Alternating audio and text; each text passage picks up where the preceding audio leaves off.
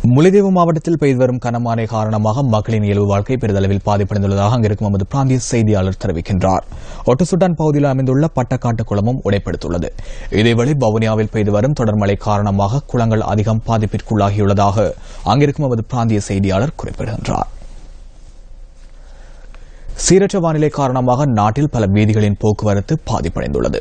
வெள்ளப்பெருக்கு மற்றும் வீதி தாளரங்கள் காரணமாக கொழும்பு அவிசாவளை லோ லெவல் வீதி தற்காலிகமாக மூடப்பட்டுள்ளது.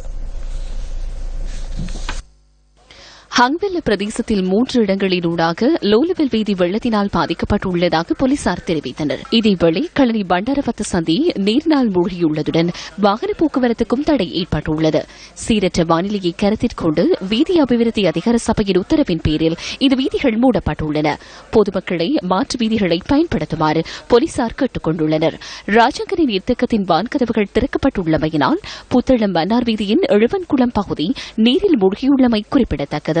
சீரற்ற வானிலையினால் குறித்த வீதியுடான போக்குவரத்து முற்றாக பாதிக்கப்பட்டுள்ளது.